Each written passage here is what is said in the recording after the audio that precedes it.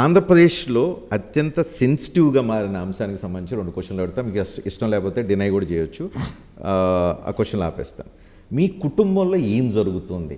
చాలామందికి ఉంటుంది, పక్కోళ్ళ కుటుంబంలో ఏం జరుగుతుందో తెలుసుకోవాలని ఆసక్తి సహజంగా ప్రతి మనిషికి ఉంటుంది. కానీ మీ కుటుంబంలో బయటకు వచ్చి నేరుగా రాజకీయంగా పరస్పరం విమర్శలు చేసుకోవడంతో పాటు వ్యక్తిగత విమర్శల స్థాయికి వచ్చేసింది ఎందుకు?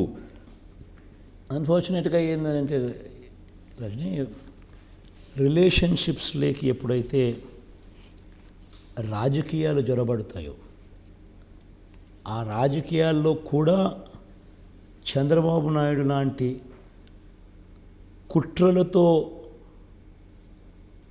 వ్యక్తిత్వం ఉన్న వ్యక్తులు ఎప్పుడైతే జొరబడతారో అప్పుడు న్యాచురలీ రాజకీయాలలో కుటుంబ రిలేషన్స్లో ఆటోమేటిక్లీ కల్మషం అనేది వస్తుంది.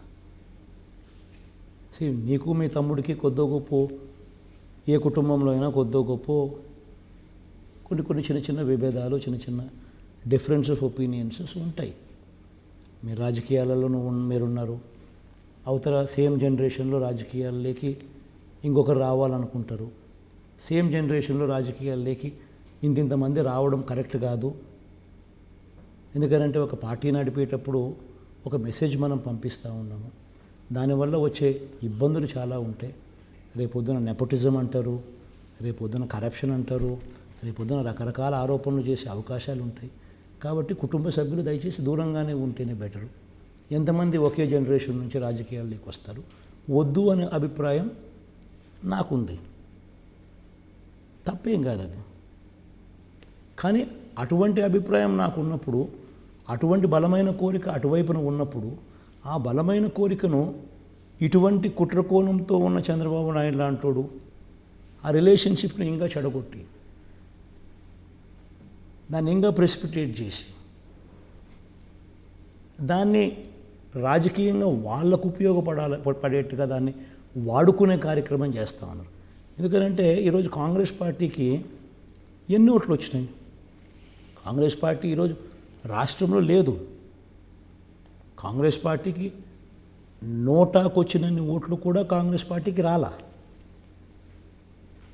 రాష్ట్రాన్ని విడగొట్టిన కాంగ్రెస్ పార్టీ, రాజశేఖర రెడ్డి గారిని ఛార్జ్షీట్లో పెట్టిన కాంగ్రెస్ పార్టీ, జగన్ను అంటే వాళ్ళ అన్నను 16 నెలలు జైల్లో పెట్టిన పార్టీ, నా కేసులో petitioners Congress MLAs, Telugu Desam party leaders.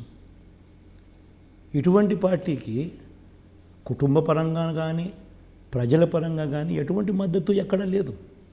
నోటాకు వచ్చినన్ని ఓట్లు కూడా రాని ఈ పార్టీని ఈమెను అక్కడ పెట్టి రేవంత్ రెడ్డి ద్వారా కాంగ్రెస్ పార్టీని రిమోట్ కంట్రోల్గా ఆపరేట్ చేస్తూ, నా చెల్లెనే అక్కడ పెట్టి నాకు సోకాల్డ్ ఓట్స్ అని చెప్పి వీళ్ళంతకు వీళ్ళే ఊహించుకొని నా ఓట్ బ్యాంకును స్ప్లిట్ చేయాలని, స్ప్లిట్ చేసినందువల్ల వాళ్ళకు అది అడ్వాంటేజ్ వస్తుందని ఒక కుట్రకోణంతో ఆలోచన చేసి ఈమెకు తర్వాత ఏదో అదే రేవంత్ రెడ్డితోనో అదే కాంగ్రెస్ పార్టీతో తర్వాత నీకేదో రాజ్యసభ ఇప్పిస్తామనో ఇంకోటి ఇప్పిస్తామో రకరకాల ఆశలు పెట్టి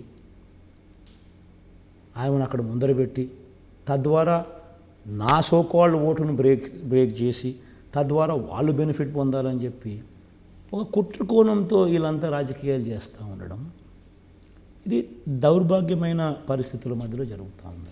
మీరు అవకాశం ఇస్తే ఈ పరిస్థితి అంతా ఉండదు కదా అని మాట్లాడుకునే వాళ్ళు ఉన్నారు. అవకాశం అంటే ఏం చేయాలి? ఇప్పుడు నేను రాజకీయాల్లోకి యాక్సెప్ట్ చేయాలి అంటే నేను రాజ్యసభ అయ్యాలి, లేదా నేను లోక్సభ అయ్యాలి. తప్పేమో మళ్ళీ ఏమంటారు? మళ్ళీ మీరే అంటారు, ఇదే నోటుతో మీరే అంటారు, నెపోటిజం అంటారు, కరప్షన్ అంటారు, ఆరోపణలు అంటారు, రకరకాలవన్నీ చేస్తూ ఉంటారు. అనేవాళ్ళు ఎక్కువ అంటారు కదా. కానీ ఇప్పుడు రోడ్డు మీదకి వచ్చి మైక్ ఇచ్చుకొని మాట్లాడుకునే పరిస్థితికి వెళ్ళిపోయింది కదా. ఒకటి గుర్తుపెట్టుకోవాల్సిందంటే రజనీ, అల్టిమేట్లీ మనం ప్రజా జీవితంలో ఉన్నాం. ప్రజా జీవితంలో ఉన్నప్పుడు కొన్ని ఛాలెంజెస్ వస్తాయి. బట్ మనం తీసుకున్న ప్రిన్సిపల్స్ ఏదైతే ఉన్నాయో, మనం తీసుకున్న లైన్ ఏదైతే ఉంటుందో అది క్యారెక్టర్ డిఫైన్ చేస్తుంది. కష్టాలు వస్తాయి కదా అని చెప్పి ఆ కష్టాలను మనము తప్పించుకునే దానికోసం అప్పటికప్పుడు సొల్యూషన్ కింద, టెంపరీ సొల్యూషన్ కింద మనం చేసేస్తే పాయే కదా అనే ఉద్దేశంతో ఏ రోజు నిర్ణయాలు తీసుకోకూడదు. రేపు పొద్దున నెపోటిజం అనే ఆరోపణలను ఎదుర్కోవాల్సి వస్తుంది, కరప్షన్ అనే ఆరోపణలను ఎదుర్కోవాల్సి వస్తుంది, రకరకాల ఆరోపణలతో రేపొద్దున ఇంత కష్టపడి ఈ పార్టీని ఇంతగా బిల్డప్ చేసిన పార్టీని మనమంతకు మనమే తగ్గించే కార్యక్రమం ఎప్పుడూ చేయకూడదు. విభేదాలు ఇంట్లో ఉన్నంత వరకు ఓకే, కానీ ఇప్పుడు రోడ్డు మీదకి వచ్చి కుటుంబ విషయాలన్నీ బయట రోడ్డు మీద మాట్లాడుకునే పరిస్థితి వస్తున్నప్పుడు me with in the family మీరు ఏమనుకునే పరిస్థితి కనిపిస్తుంది? ఇప్పుడు ఫేస్ చేయటమేనా?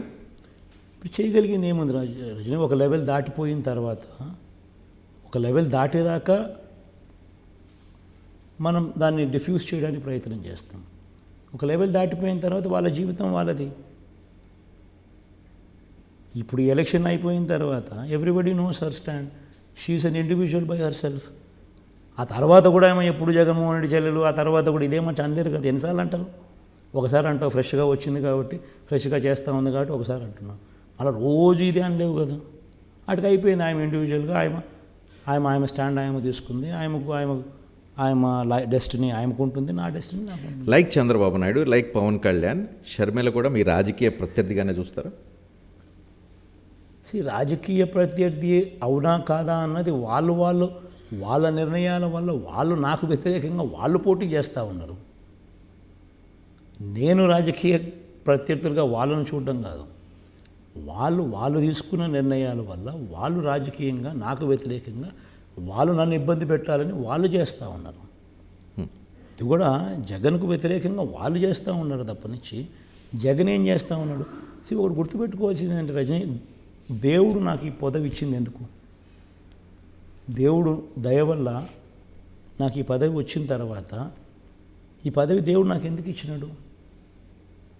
నేను డబ్బులు సంపాదించుకునే దానికోసం కాదు దేవుడు నాకు ఈ పదవి ఇచ్చింది. నా కుటుంబ సభ్యులను కోటీశ్వరులను చేసేదానికి కాదు దేవుడు నాకు ఈ పదవి ఇచ్చింది. దేవుడు ఈ పదవి నాకు ఇచ్చింది ఎందుకనంటే హిస్టరీ క్రియేట్ చేయడం కోసం, పేదవాళ్ళ జీవితాలు మార్చడం కోసం.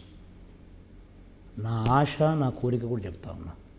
నేను చనిపోయిన తర్వాత కూడా ప్రతి ఇంట్లో నా ఫోటో ఉండాలి, ప్రతి పేదవాడు గుండెల్లో బ్రతికే ఉండాలి. That is what drives me into politics. ఆ డ్రీము, ఆ కోరిక, ఆ ప్యాషను ఉంది కాబట్టే ఈరోజు హిస్టరీలో ఎవడూ కూడా చేయని విధంగా ఈరోజు పాలన చేయగలుగుతా ఉన్నాం. పేదవాడికి మంచి చేసేదానికోసం వేగంగా అడుగులు వేయగలుగుతాను చిత్తశుద్ధితో. మీరు ఇందాక అంటున్నారు నెపోటిజం, కుటుంబ రాజకీయాలు వస్తాయని. వైఎస్ఆర్ కాంగ్రెస్ పార్టీ కుటుంబ రాజకీయ పార్టీ కాదని చెప్పదలుచుకున్నారా? మీ కుటుంబ సభ్యులు ఎవరు ఈ పార్టీలో ఫ్యూచర్లో కూడా రారని చెప్పదలుచుకున్నారా? కుటుంబం నుంచి తెచ్చేసరికి ఒకే జనరేషన్ నుంచి తీసుకురావడం వల్ల నువ్వు మంచి కన్నా చెడు జరుగుతుంది. ఏదైనా కానీ డెసిషన్, ఒక నిర్ణయం ఒక పార్టీలో జరిగేసరికి ఆ నిర్ణయం వల్ల పార్టీకి మేలు జరగాల, ఉపయోగపడాలి పార్టీకి.